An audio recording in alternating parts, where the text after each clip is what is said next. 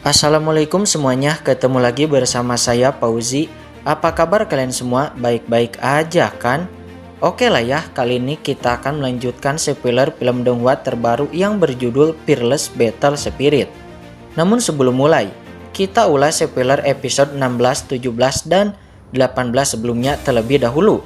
Yang mana di spoiler sebelumnya, kita telah diperlihatkan dua utusan yang membawa Kinan ke sekte Swanling. Di perjalanan mereka bertaruh dan Kinan mendapatkan 50 pil Xiantian dari Bai Heng. Lalu kita juga diperlihatkan ketika Kinan sampai di sekte Swanling, Kinan langsung mendapatkan musuh baru. Kemudian Kinan pergi ke aula istana untuk mencari metode latihan. Namun tidak disangka-sangka, penjaga aula istana itu ternyata memiliki kultivasi yang sangat tinggi. Kemudian di aula istana, Kinan diprovokasi lagi oleh Lin Jixiao dan berakhir dengan membuat taruhan, yaitu dengan bertaruh menguji bakat pada batu bulan sabit biru. Dan akhirnya Kinan mendapat warna ungu mengalahkan Lin Jixiao. Baiklah, bagaimana cerita selanjutnya? Daripada kalian penasaran, kita akan segera masuk ke isi ceritanya. Namun sebelum itu, intro dulu ya kan?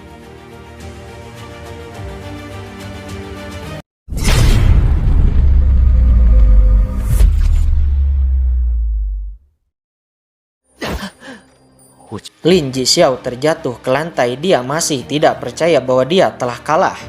Tidak terima telah dikalahkan, Lin Jixiao meraung kepada Kinan. Akan tetapi Pak Tua Botak langsung menghentikannya. Pak Tua Botak berkata, "Sesuai dengan pertaruhan, kamu tidak akan pernah bisa masuk lagi ke aula istana seumur hidupmu."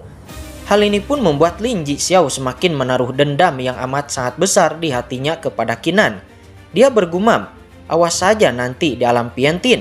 Sebelum kemudian Lin Jixiao mendengus dingin dan pergi dari sana.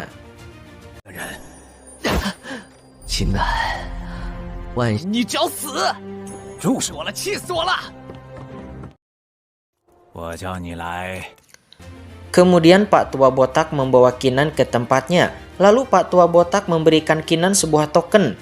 Dia menjelaskan dengan token ini Kinan bisa pergi keluar masuk di lantai pertama dan lantai kedua aula istana. Merasa bahwa token itu sangat berharga, Kinan pun menolak untuk menerimanya.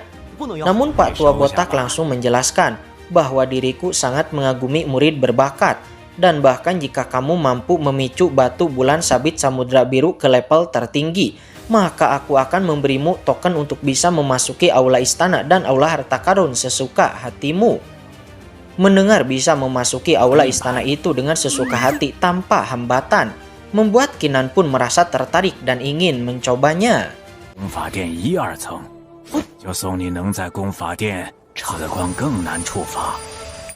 Pria tua botak kemudian mengeluarkan batu bulan sabit samudra biru dan mengingatkan kepada Kinan bahwa ini lebih sulit daripada untuk mencapai warna ungu sebelumnya. Dan juga dalam sejarah sekte Swanling, bahkan murid batin pun tidak bisa melakukannya. Apakah kamu masih ingin melanjutkannya? Tentu saja Kinan akan melanjutkannya. Segera martial spirit dewa perang pun dikeluarkan. Dan lalu Kinan menempelkan tangannya pada batu bulan sabit samudra biru tersebut. Pak Tua Botak menyipitkan matanya ketika melihat martial spirit dewa perang milik Kinan. Martial spirit macam apa ini? Apakah itu benar-benar bisa mendeduksi batu bulan sabit samudra biru? Ketika Kinan terus-menerus mendeduksi batu bulan sabit samudra biru tersebut, tiba-tiba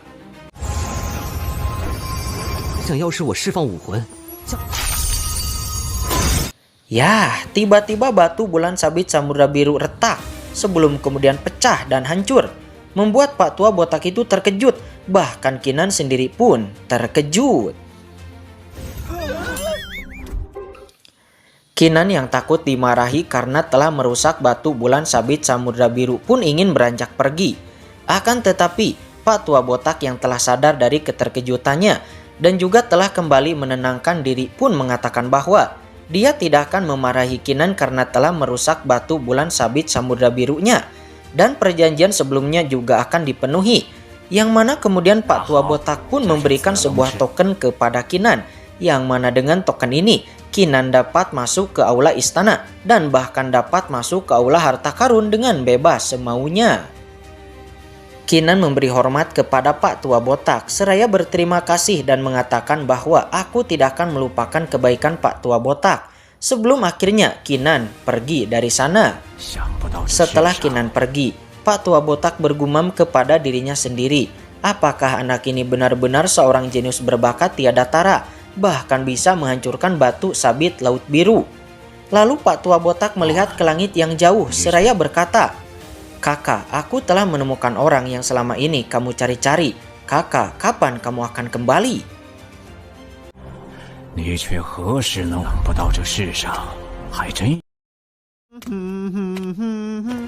Sementara Kinan yang telah mendapatkan token dari Pak Tua Botak pun segera bergegas pergi ke aula istana lantai ketiga. Namun baru saja sampai di pintu masuk lantai ketiga, seorang penjaga langsung menghentikan Kinan. Penjaga itu mengatakan bahwa murid baru sama sekali tidak diperbolehkan masuk ke lantai ketiga.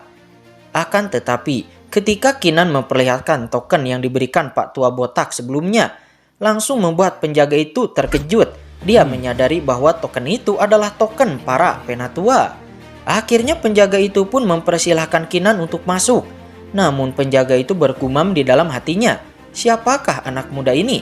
Kultivasinya sangat rendah, tetapi mengapa bisa memiliki token para penatua?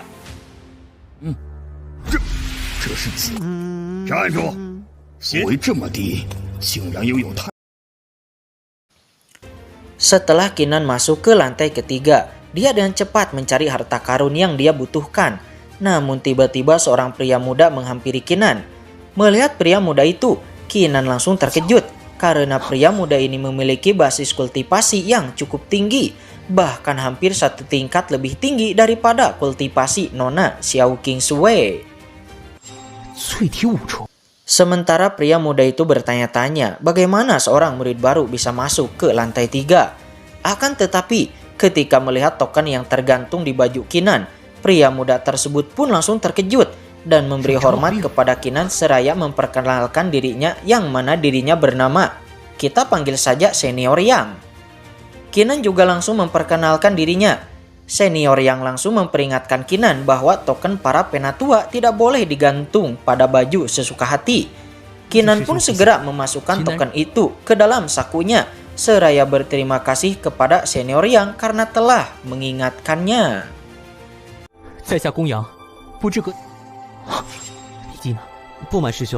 Senior Yang bertanya, "Saudara Kinan, kamu sedang mencari metode latihan apa?" Kinan menjawab bahwa dirinya sedang mencari metode ilmu pedang. Senior Yang telah sangat paham dengan lantai ketiga ini pun langsung mencarikan sebuah metode latihan pedang untuk Kinan, yang mana metode itu bernama teknik pedang terbang.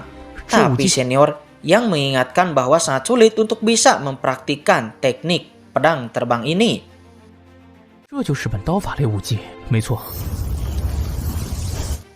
Kinan kemudian bersila untuk segera menyempurnakan teknik pedang itu. Melihat Kinan yang sangat cepat mengerti, padahal metode ini sangat sulit, membuat Senior Yang pun memutuskan bahwa dirinya harus bisa berteman dengan Kinan.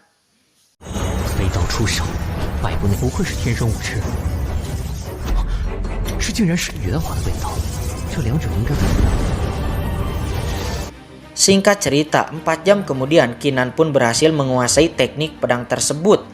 Tentu saja hal itu membuat Senior Yang benar-benar terkejut. Pemuda ini benar-benar bisa menguasai teknik pedang itu hanya dalam waktu 4 jam. Tidak main-main, bahkan pemuda ini bisa menguasai teknik pedang ini sampai ke titik sempurna.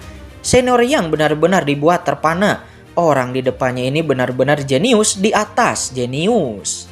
Kinan membuka matanya. Dia terkejut mendapati bahwa Senior Yang masih ada di sini. Senior Yang berkata kepada Kinan, untuk kedepannya jangan panggil diriku senior, tetapi panggil saja aku saudara Yang. Kinan pun setuju dan memberi hormat sebelum kemudian mereka berdua pun keluar dari aula istana.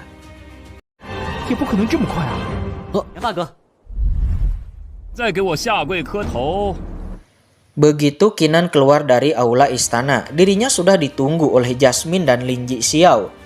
Jasmine langsung meminta Kinan untuk berlutut di hadapannya. mungkin dirinya akan sedikit berbelas kasih. Namun senior Yang langsung menggertak Jasmine dari mana datangnya orang ini sehingga berani berbicara arogan seperti itu. Jasmine yang melihat bahwa itu adalah senior Yang pun langsung terkejut dan tidak bisa berkata-kata. Namun Lin Jixiao yang tidak mengetahui identitas dari senior Yang pun malah memarahi senior Yang dengan mengatakan, "Dari mana datangnya orang ini? Berani-beraninya kamu ikut campur di dalam urusanku." Jasmine yang mendengarnya pun segera memarahi Lin Jixiao. Kemudian dia meminta maaf kepada senior Yang seraya menjelaskan bahwa Lin Jixiao adalah murid baru, jadi dia tidak mengenali senior Yang. Dan mereka tidak bermaksud untuk menyinggung senior Yang.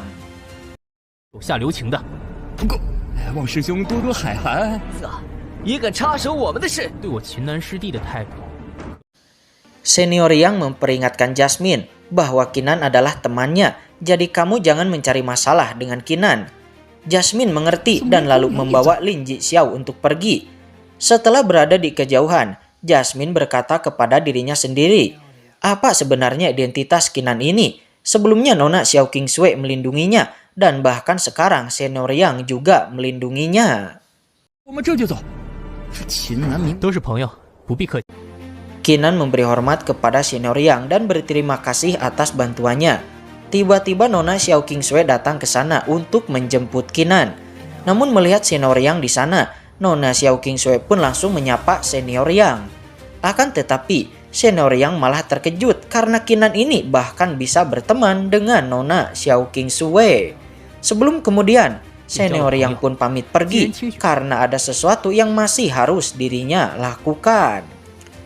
Setelah Senior Yang pergi, Nona Xiao Qingshui bertanya, "Kinan, bagaimana kamu bisa berteman dengan Senior Yang? Pasalnya Senior Yang adalah murid batin dan juga merupakan salah satu dari 10 jenius teratas." Mendengar itu, Kinan sontak saja terkejut. Dia tidak menyangka Senior Yang ternyata memiliki identitas seperti itu. Pantas saja Jasmine sebelumnya menjadi ketakutan. Kinan pun langsung menyadari bahwa dirinya sangat beruntung bisa berteman dengan Senior Yang. Kemudian Nona Xiao Qingshui langsung kembali mengingatkan Kinan bahwa alam Piantin akan diadakan 5 hari lagi. Jadi Kinan harus secepatnya meningkatkan kekuatannya. 你们是怎么想？先不说这个了。 Di tempat lain, Lin Jixiao terlihat memukul meja di depannya karena dia sangat amat marah kepada Kinan. Dan dia sangat ingin menghancurkan Kinan berkeping-keping. Jasmine kemudian menenangkan Lin Jixiao untuk jangan khawatir, karena diriku memiliki sebuah cara untuk bisa membunuh Kinan di alam Piantin.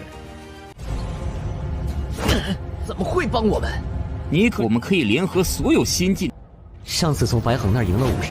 Sementara Kinan saat ini dia mengeluarkan 50 pil Xiantian hasil dari pertaruhan dengan Bai Heng sebelumnya. Kinan sangat penasaran dengan 50 pil Xiantian ini sampai ke level berapa martial spirit dewa perangnya bisa ditingkatkan. Segera Kinan pun memberikan 50 pil Xiantian itu kepada martial spirit dewa perang. Sayangnya setelah menelan 50 pil Xiantian, level martial spirit dewa perang tidak meningkat. Tetapi yang ditingkatkan adalah mata dewa perang.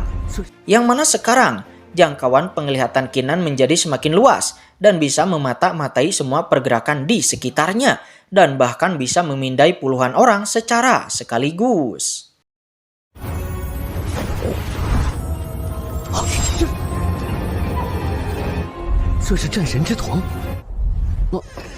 Tiba-tiba Nona Xiao Qingshui datang ke kamar Kinan bersama seorang pria. Nona Xiao Qingshui memberikan sebuah bola kecil kepada Kinan. Dia menjelaskan bahwa dengan bola kecil ini, Kinan bisa melarikan diri dalam keadaan genting dan bisa menyelamatkan nyawanya. Kinan pun menerima bola kecil tersebut dan berterima kasih kepada Nona Xiao Qingshui. Nona Xiao Qingshui lalu memperkenalkan pria di sampingnya, yang mana pria ini bernama Xiao Leng, yang merupakan saudara Nona Xiao Qingshui. Xiao Leng ini juga merupakan murid baru di sekte Xuanling. Nona Xiao Qingshui memperkenalkan mereka berdua agar mereka berdua dapat saling membantu di alam Piantin nanti. Namun Xiao Leng yang mengetahui bahwa Kinan telah menyinggung Lin Jixiao, dirinya pun enggan untuk berkenalan dengan Qinan. Hal itu membuat Nona Xiao Qingshui memarahi saudaranya itu. Namun Xiaoleng mengabaikan Nona Xiao Qingshui dan lalu berjalan pergi dari sana seraya berkata bahwa, "Qinan, apapun yang terjadi di alam Piantin nanti, jangan harap aku akan membantumu." 多谢清雪，清雪，我不需要你的帮助，相应 Nona Xiao Qingshui meminta Qinan untuk memaafkan saudaranya itu karena saudaranya itu memiliki karakter yang tidak terlalu baik. Namun Nona Xiao Qingshui kembali mengingatkan Qinan untuk jangan gegabah di alam Piantin nanti, karena walaupun kamu sangat berbakat, tetapi kultivasimu masih terlalu rendah. Jadi bersabarlah nanti di sana, jangan impulsif seperti sebelum-sebelumnya. 修为不够，遇事要多。一次比上一届多。 Singkat cerita, 5 hari pun telah berlalu dan hari ini adalah hari di mana tes alam Piantin akan dilaksanakan. Terlihat semua murid baru pun telah berkumpul di halaman luar sekte Xuanling dan terlihat Qinan juga ada di antara mereka. Qinan pun berinisiatif untuk menggunakan mata dewa perang yang telah ditingkatkan untuk mengamati semua kekuatan murid baru yang ada di sini. 看来这次 Qinan dapat melihat bahwa ada lebih dari 80 orang murid baru yang telah mencapai ranah tubuh bodi tempering tingkat 7 80多位， dan bahkan Lin Jixiao telah mencapai ranah tubuh bodi tempering tingkat 9. Qinan langsung menyadari bahwa di alam Piantin ini akan terjadi pertarungan antara naga dan harimau. 数百人，竟然有80多位，林子熙。随后，我等5位长。 Kemudian 5 penatua sekte Xuanling muncul dan melayang di udara. Penatua terkemuka langsung menjelaskan bahwa kami berlima akan bergabung untuk membentuk sebuah formasi teleportasi untuk mengirim semua murid baru ke Pulau Piantin. Penatua terkemuka itu juga mengatakan bahwa tes alam Piantin akan berlangsung selama 1 bulan.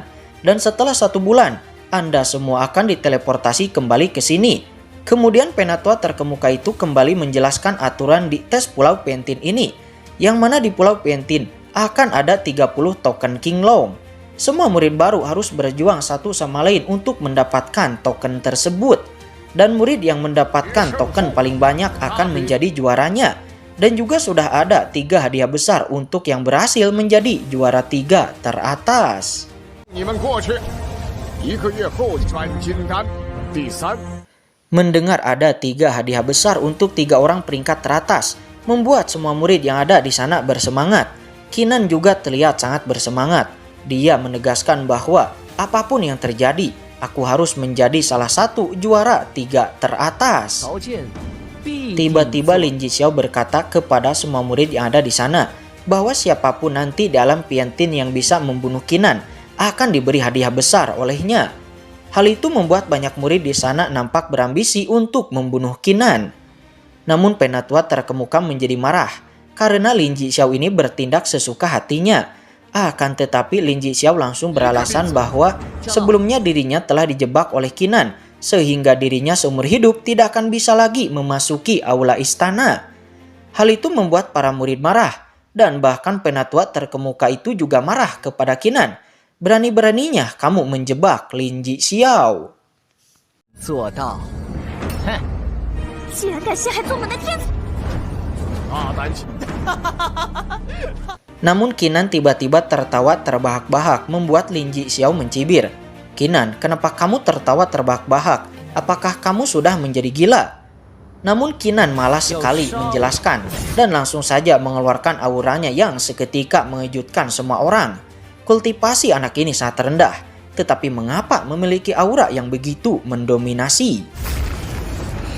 Akan tetapi para penatua yang tidak ingin mengambil pusing atas konflik yang terjadi di antara para murid pun langsung mengaktifkan formasi teleportasi dan langsung menteleportasi semua murid baru ke Pulau Piantin.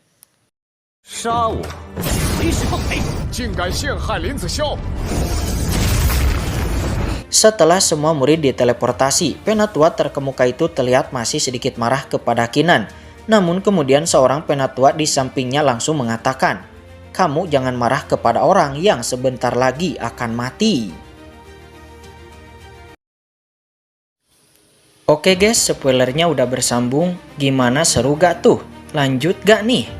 Tapi Mimin ingatkan bahwa ini adalah spoiler, yang mana film aslinya belum rilis. Namun untuk jalan cerita, Mimin yakin 90% akan sama dengan filmnya yang nanti rilis. Namun mungkin ya beberapa adegan akan sedikit diubah sih guys, tapi gak ngaruh. Namun untuk kesesuaian episode, sepertinya akan sedikit melenceng, karena jalan cerita versi filmnya cukup lambat dibanding spoilernya. Jadi kalau kalian ingin lanjut spoilernya, silahkan komen guys. Oke, mungkin itu aja. Mimin pamit. Wassalamualaikum warahmatullahi wabarakatuh.